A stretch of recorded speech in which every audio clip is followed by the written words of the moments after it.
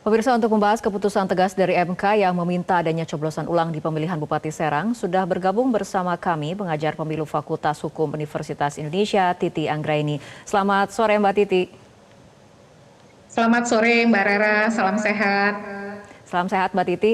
Mengenai Mahkamah Konstitusi yang membatalkan kemenangan Ratu Zakiah, istri Menteri Desa dan Pembangunan Daerah tertinggal Yandri Susanto di pemilihan Bupati Serang, ini MK menemukan adanya keterlibatan aktif Mendes PDT ini dalam mobilisasi kepala desa untuk pemenangan calon. Bagaimana Anda membaca kualitas pilkada dalam hal ini Pilkada Serang dari putusan MK ini? Ya, tentu saja pertama kita harus apresiasi ya Mahkamah Konstitusi karena telah menegakkan keadilan substansial dan betul-betul penyelenggaraan pilkada yang luber, jurdil, dan demokratis. Pesan yang ingin disampaikan dari putusan Mahkamah Konstitusi bahwa penyelenggara negara, penyelenggara daerah, atau pemerintah, otoritas yang ada itu tidak boleh cawe-cawe dalam proses pilkada tanpa aturan yang benar begitu. Memang penyelenggara negara yang berasal dari jabatan politik boleh ikut berkampanye, tapi itu ada prosedurnya, ada aturan mainnya. Tidak boleh menggunakan fasilitas jabatan dan juga anggaran dari pemerintah atau negara, dan termasuk harus dilakukan dengan cuti di luar tanggungan negara, begitu ya, mengajukan prosedur cuti yang benar, tidak boleh politisasi birokrasi dan seterusnya.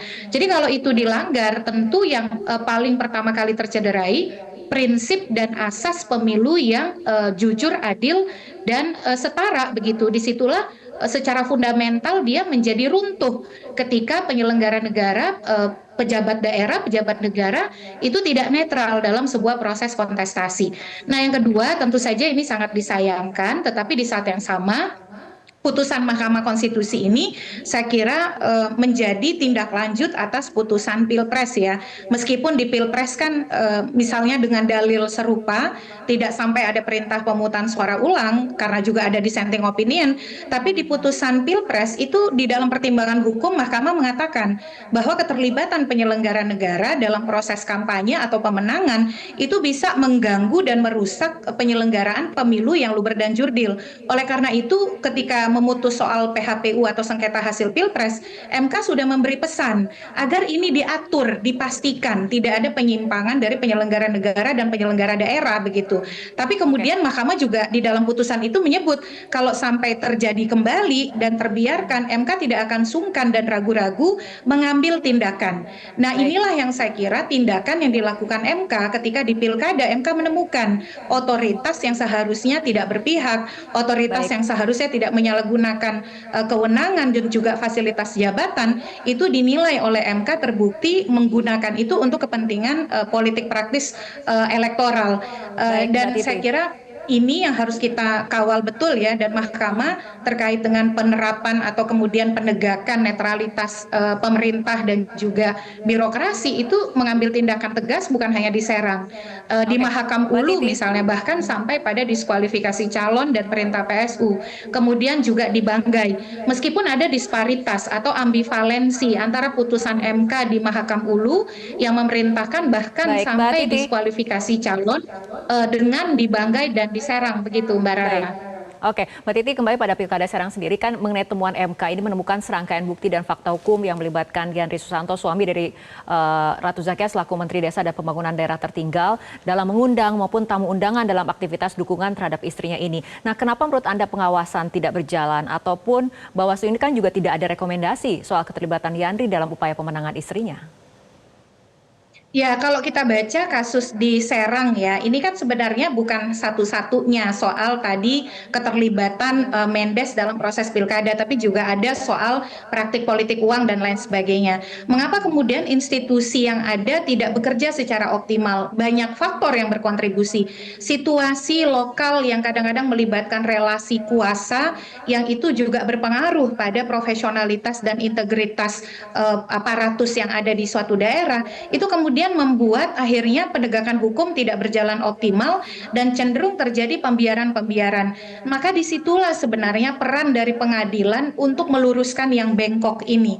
Jadi kalau kita lihat Mbak Rara ya, konteks suatu daerah, kadang-kadang infrastruktur yang ada itu menjadi runtuh ketika misalnya relasi kuasa atau pengaruh itu digunakan sedemikian rupa untuk menekan pihak-pihak yang lebih rendah, lebih lemah untuk mengikuti apa yang menjadi kehendak yang punya kuasa ini. Nah, disinilah sebenarnya jadi evaluasi ya, baik bagi Bawaslu dan jajaran dan juga aparat penegak hukum, terutama di dalam proses PSU yang akan berlangsung nanti. Kan juga MK memerintahkan itu Bawaslu RI, Bawaslu Provinsi untuk betul-betul memastikan jajarannya di dalam melakukan pengawasan. Apalagi intensi PSU ini tentu akan ada kompetisi yang akan lebih sengit dan ketat kembali ya. Dan yang kedua itu aparat penegak hukum. Bagaimana mestinya ketidaknetralan kepala desa itu merupakan tindak pidana di dalam undang-undang pilkada kita. Tapi dalam praktiknya penegakan hukumnya cenderung betul-betul bias dan kadang-kadang hanya mengandalkan pendekatan yang formalistik begitu. Upaya untuk membongkar ini secara betul-betul tuntas itu menjadi terbatas karena dia berada dalam lingkup yang penuh relasi kuasa tadi, Mbak Rara. Dan inilah yang kemudian dibongkar oleh Mahkamah Konstitusi begitu ya. Saya kira pasangan calon juga menjadi tantangan tersendiri untuk ambil peran mengawasi ini dengan benar dan mengikuti proses. Jadi ketika misalnya dalam persidangan terbukti sudah ada langkah-langkah yang dilakukan, tapi kemudian proses penyelesaian itu tidak tuntas, maka disitulah MK mendapatkan ruang untuk masuk dan meluruskan proses sebelum MK yang dianggap tidak tuntas atau masih belum optimal di dalam penyelesaiannya, Mbak Rara. Baik, Mbak Titi, MK kan memerintahkan KPU Kabupaten Serang untuk melakukan PSU di seluruh TPS dalam waktu maksimal 60 hari pasca putusan dibacakan. Nah, Mbak Titi, bagaimana kemudian memastikan agar resiko kecurangan tidak terulang kembali? Ini kan pasangan calon tidak ada yang didiskualifikasi, artinya semua boleh kembali untuk berkontestasi.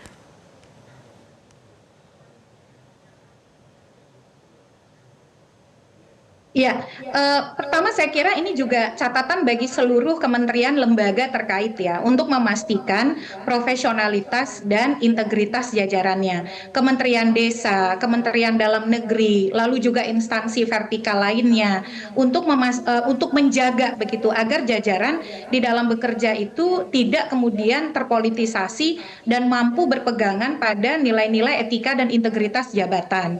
Yang kedua, saya kira kepada Bawaslu bagaimana memastikan kerja-kerja pengawasan itu betul-betul bisa mengawal proses pilkada ini supaya mereka bisa menjalankan tugas kewenangannya dengan benar, mengawasi netralitas kepala desa, birokrasi, lalu mencegah praktik politik uang, memprosesnya sesuai aturan main. Dan yang ketiga saya kira bagi para pasangan calon ya, pasangan calon itu bukan hanya berkompetisi untuk maksimal merebut suara pemilih, tapi juga saling mengawasi satu sama lain, mencegah pihak lawan untuk melakukan pelanggaran dan juga menjaga pihaknya atau timnya untuk tidak melakukan pelanggaran yang sama. Dan pesan yang paling penting kepada masyarakat ya, terutama masyarakat di Kabupaten Serang, ini jangan sampai terulang. Pelanggaran yang sama jangan sampai terbiarkan sebab harga yang harus kita bayar itu mahal sekali. Kita harus terpaksa harus pemungutan suara ulang begitu ya. Jadi kita semua memang harus ambil peran untuk mengawasi ini, termasuk teman-teman dari media begitu. Bagaimana mengungkap ini yang kadang-kadang Mbak Rara di lapangan itu tidak seindah yang dibayangkan. Relasi kuasa tadi ya antara yang berkuasa dengan kemudian yang posisinya lebih rendah begitu itu tidak terjadi relasi yang setara. Disitulah ruang-ruang penyimpangan terjadi. Makanya pengawasan jadi penting. Baik dari instansi vertikal, kementerian lembaga yang punya kewenangan terkait dengan pembinaan kepegawaian, dan juga termasuk dari penyelenggara pemilunya. Saya dalam konteks ini terhadap PSU di Serang betul-betul ini harus kita kawal karena kenapa? Biasanya dalam proses PSU itu, Mbak Rara, intensi untuk misalnya terjadinya politik uang itu lebih meningkat, atau kemudian intensi terjadinya tekanan, intimidasi itu juga lebih punya kecenderungan untuk terjadi karena kenapa? Karena kan hasil itu sudah tergambar. Kita sudah tahu siapa menang di TPS mana, siapa yang kalah di TPS yang mana, sehingga ada upaya untuk merekonstruksi hasil atau mengubah hasil. Nah, jangan sampai kemudian ini didekati dengan cara-cara yang tidak benar. Putusan MK ini sejatinya adalah koreksi pengingat, teguran, jeweran kepada otoritas, kepada penyelenggara negara, Baik. pejabat negara, jangan salah gunakan kewenangan jabatan. Dan kepada Baik, Mbak Titi. calon untuk juga mengontrol jajarannya untuk tidak membiarkan terjadinya pelanggaran dan juga penyalahgunaan dari kekuasaan ataupun kewenangan yang ada. Ini Oke. sebenarnya merupakan pil pahit bagi daerah ya. Harusnya kita sudah bisa mendapatkan kepala daerah definitif, tapi karena kontestasinya berjalan tidak jujur dan adil, harus diulang kembali dan mengeluarkan biaya lagi sebagai konsekuensi untuk tegaknya demokrasi, Mbak Rara. Baik, Mbak Titi, terakhir ini kan putusan MK merupakan hasil komitmen hukum menjaga integritas pemilu dari pelanggaran yang TSM seperti itu. Namun tentu ada tantangan nih untuk mengembalikan trust ataupun kepercayaan dari masyarakat kepada penyelenggara pemilu sendiri. Ini bagaimana caranya? Ya, saya kira tentu saja kan KPU, Bawaslu adalah lembaga hierarkis. Sekarang bisa dikatakan di semua mata ini menuju kepada Serang. Pembicaraan publik soal apa yang terjadi di Serang itu kan menjadi PR tersendiri yang harus dibenahi.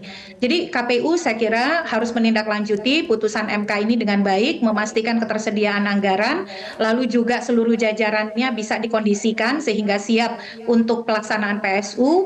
Bawaslu juga demikian, bagaimana melalui Bawaslu Provinsi dan Bawaslu Kabupaten Serang siap mengawasi dan melakukan penegakan hukum sesuai aturan main yang ada, dan termasuk juga aparat keamanan, Mbak Rara ya, jangan sampai kemudian ada tendensi aparat keamanan tidak netral atau berpihak, bekerjalah dengan benar semuanya. Kementerian lembaga terkait seperti Kementerian Desa, Kementerian Dalam Negeri, itu juga harus menciptakan infrastruktur supaya mesin-mesin birokrasi dan kepala desa ini tidak lagi dipolitisasi. Dan tentu saja kepada perangkat desa ya, jadikan putusan MK ini sebagai pembelajaran untuk tidak main mata dan kemudian berpihak di dalam proses pilkada. Pertaruhannya adalah masa depan Kabupaten Serang, nama baik Kabupaten Serang, dan juga tentu saja kondisi Kabupaten Serang yang akhirnya harus menanggung kerugian karena pragmatisme dalam berpolitik. Jadi mari kita awasi bersama, terutama kepada masyarakat. Ini sekarang tugas kita untuk memantau prosesnya, memastikan pilkada tidak terkendala, dan jangan sampai ada praktik kecurangan atau pelanggaran baru di dalam penyelenggaraan PSU yang akan datang, Mbak Rara.